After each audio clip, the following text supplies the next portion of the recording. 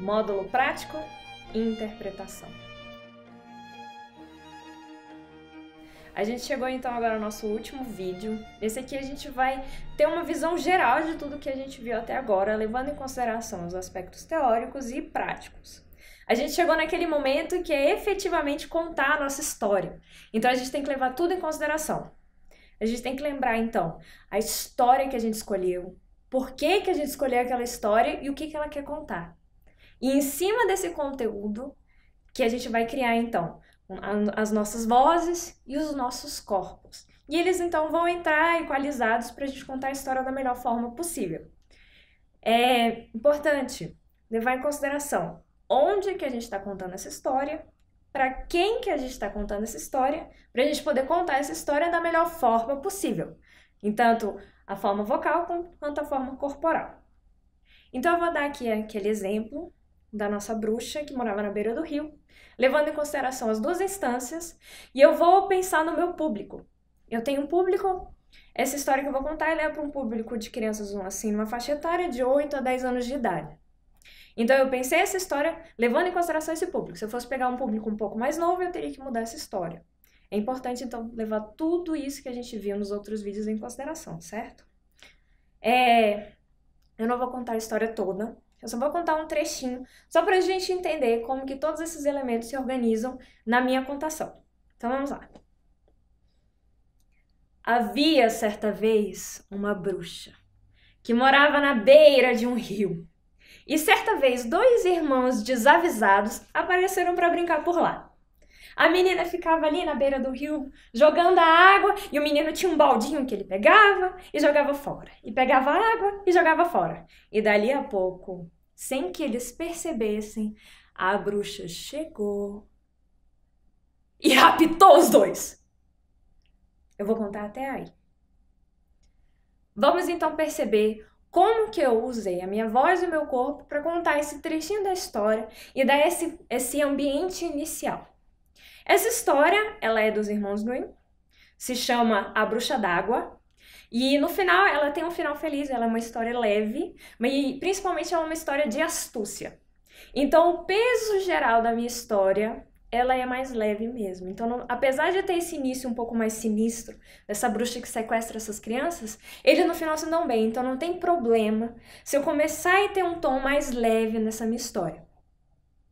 Outra coisa, eu tenho alguns elementos nessa minha narrativa que eu insiro alguns corpos específicos dos meus personagens. A bruxa, principalmente no momento que a bruxa chega e rapta as crianças, o corpo das crianças quando eles estão brincando no rio. E também, é claro, a minha postura de narradora, que inicialmente vai convidar para ouvir essa história e depois vai apresentando cada um dos elementos. A minha voz, então, ela vai modulando junto com essa história. Eu tenho, por exemplo, aquele momento que eu estou apresentando a bruxa e o rio. Eu estou falando das crianças. Quando eu falo das crianças, então, eu tenho uma voz um pouco mais alegre, as crianças que foram brincar.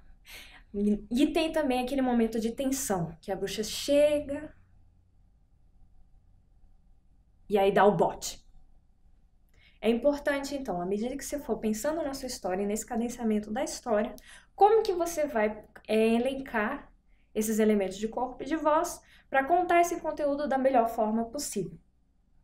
Vai experimentando, eu contei um trecho longo, só para ter um pouquinho essa noção de como que esses elementos se encadeiam, levando em consideração que o elemento principal é o conteúdo da história.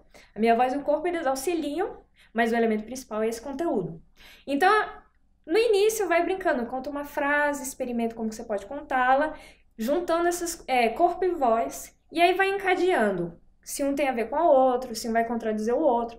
Então vamos supor, agora eu vou contar esse mesmo trecho de um jeito que as partes se contradizem. Era uma vez uma bruxa que morava na beira do rio.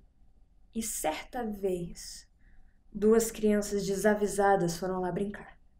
A menina ficava ali brincando na água, o irmãozinho ia com o baldinho e pegava e jogava, pegava água aqui e jogava ali, pegava água aqui e joga ali. De repente veio a bruxa. E ela então chegou bem devagarzinho, eles quase nem ouviram, mas ela estava bem rapidinho. E aí então ela veio e deu um bote. Em cada um desses trechos eu separei a temática geral. O início, ele é mais leve, mais feliz. Depois fica um pouco mais sombrio para mostrar essas crianças que estão num lugar que elas não deveriam.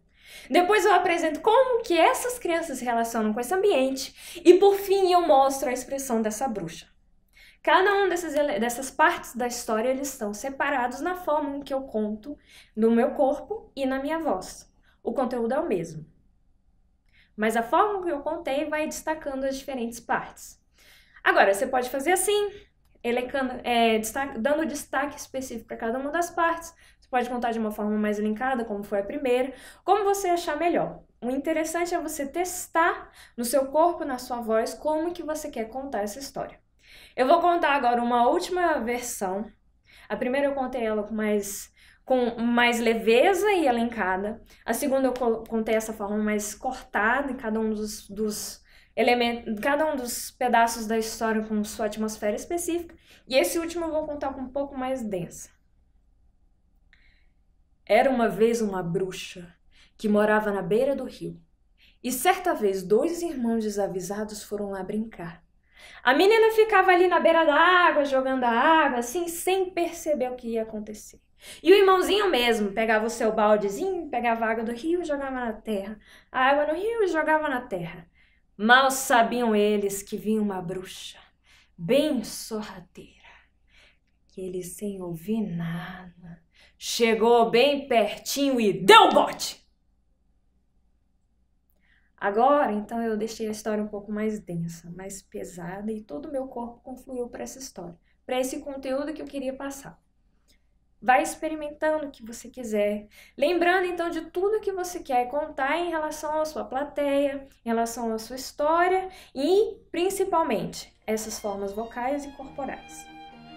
Chegamos ao final do nosso curso de contação de histórias e eu espero que ele tenha te ajudado no seu interesse de virar contador. Deixa o seu comentário para a gente saber o que te ajudou. Dá o seu like, compartilha e se inscreve no canal. Eu sou Clarissa Portugal, contadora de histórias.